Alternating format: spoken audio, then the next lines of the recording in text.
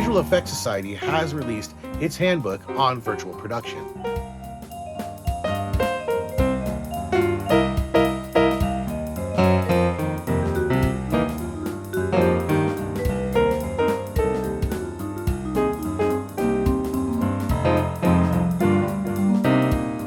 Hello, my friends.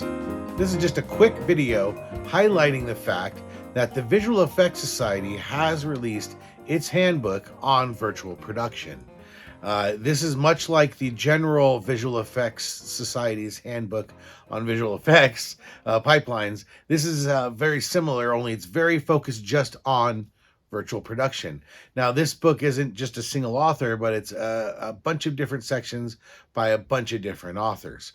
I know that we talked about in my last video with Eric Weaver, the wealth of brains it took to put this document out. So I want to just review really quick some of the contents of this book and encourage you to reach out to go buy it. You can buy it on Amazon, you can buy it on Routledge.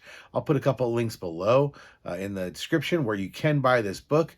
But if you're involved in virtual production, or if you are wanting to learn about virtual production, this is clearly the book to have.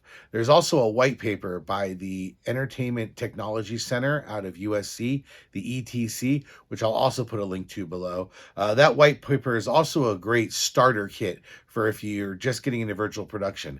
The white paper is now a couple of years old. In this industry, things move fast, but I'm sure both documents are very complementary and will be a great place to start if you wanted to get into virtual production.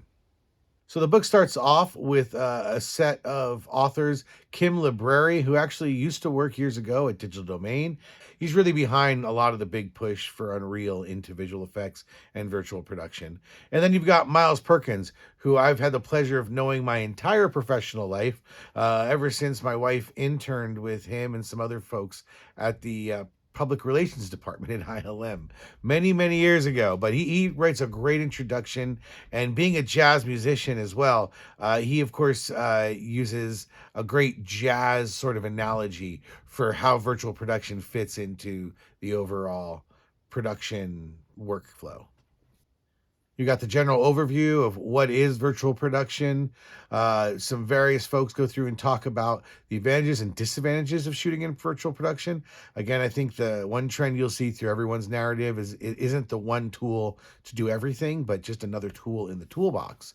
You've got how the virtual production supervisor and the producer relate to other departments, and that could be different if you're, say, in a client side versus on a vendor side relationship. You have how to shoot and edit animation using live action virtual production. We have multiple people talking about visualization, the virtual art department, digital asset creation, volumetric capture for humans, how to make characters for use in virtual production. And there's a whole lot more. In addition to a specific chapter on Unreal, you also have a chapter on Unity. And at the end, you've got the future of virtual production, which is written by different people, including Ben Grossman and Jeff Barnes.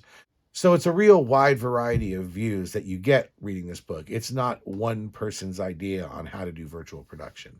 So yeah, the links are below. Feel free to check out the book. You can see some of the pages on Amazon in the preview. You can read the foreword from Miles Perkins, like I said, and check it out. Give it a read. I'd like to hear your thoughts on it too. If you have read this book or if you picked it up, I'd love to hear your comments below. So please don't hesitate to reach out to me in the comments below, or you can just email this address right here. Well, that's it. Don't forget to subscribe to this channel, and it really helps me out if you click like on this video. Thanks.